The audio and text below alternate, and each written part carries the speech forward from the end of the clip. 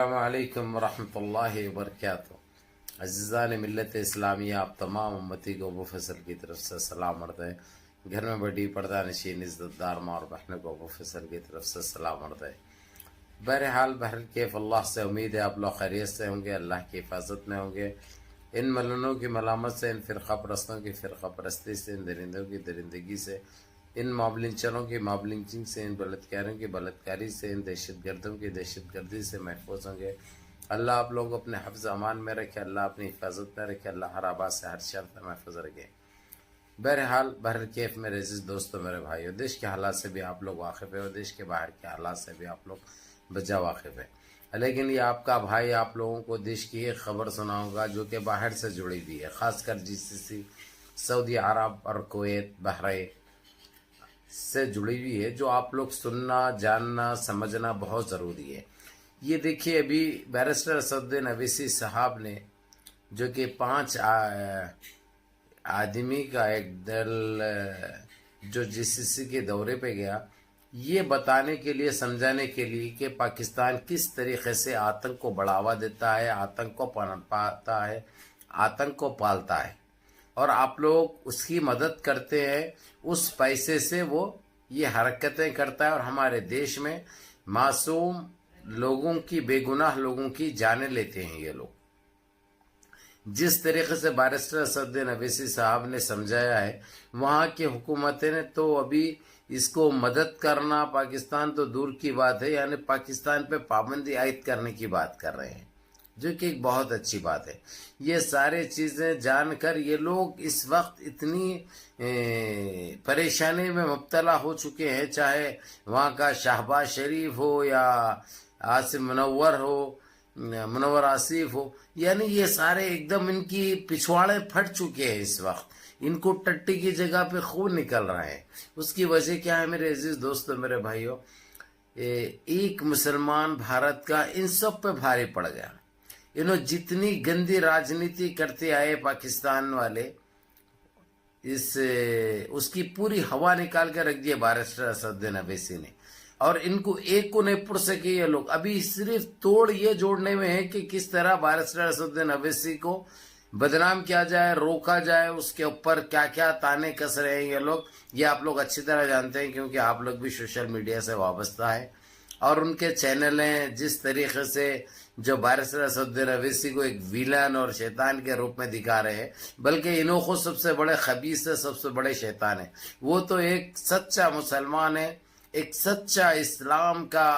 ایک رہبر ہے وہ، ماشاءاللہ، اور سارے ہمارے دیش کے مسلمانوں کو لے کے چلنے والا انسان ہے۔ بھلا غرض کچھ بھی رہو، لیکن اس وقت جب ملک کی بات آ جاتی ہے تو بیرسٹر اسدالدین اویسی صاحب نے جس طریقے سے جو اپنی دیش بھکتی جو دکھائی ہے، اس سے اب ان کو بھی جان لینا چاہیے، یہ NDA سرکار کو بھی جان لینا چاہیے مسلمان کس چیز کا نام ہے اور مسلمان کیا ہوتا ہے۔ ضرورت پڑنے پہ دیش کے لیے اپنی جان کی قربانی بھی دینے کے لیے پیچھے نہیں ہٹتے۔ کم سے کم جو گندی راجنیتی یہ لوگ کر رہے تھے، اب اس میں سدھار آنا چاہیے، ان کی سوچ بدلنا چاہیے، ان کے خیالات بدلنا چاہیے، اور سب کو لے کے چلنا یہ ان کا فریضہ بن جاتا ہے، نہیں تو پھر یہ لوگ کہیں کے بھی نہیں رہیں گے۔ یہ دیکھا آپ نے جس طریقے سے بیرسٹر اسدالدین اویسی ہو یا غلام نبی آزاد ہو اور جتنے بھی جو گئے ہیں، ان سب کو کس طریقے سے ویلکم کیا گیا، خوش آمدید کیا گیا، ان کا استقبال کیا گیا، اور ان کی باتوں کو دلچسپی سے سنا گیا، اس کے بعد فیصلے کیے گئے، کیونکہ جس طریقے سے سمجھائے ہیں بیرسٹر اسدالدین اویسی، ان کے علاوہ کوئی دوسرا بندہ رہا تو نہیں سمجھا سکتا تھا۔ یہ ایک حقیقت ہے، یہ ایک سچائی ہے۔ اب سرکار کو یہ جان لینا چاہیے، سمجھ جانا چاہیے کہ بھارت کا مسلمان اپنے دیش پہ جان نچھاور کر دیتا ہے۔ جب ملک پہ ایسی بات آتی ہے تو ہم سب سے آگے ہمارے وطن عزیز کو رکھتے ہیں، لیکن جو غلط فہمی، جو غلط چیزیں جو ذہنوں میں ڈالتے ہیں ان ان بھکتوں کے، اب یہ ڈالنا بند کرو،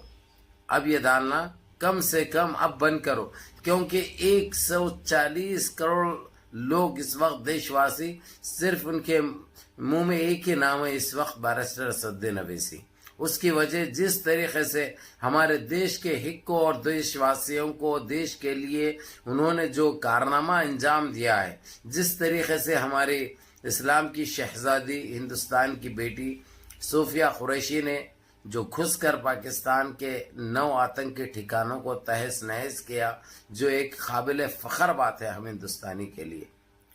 ہم ہندوستانیوں کے لیے ایک قابل لشکر بات ہے۔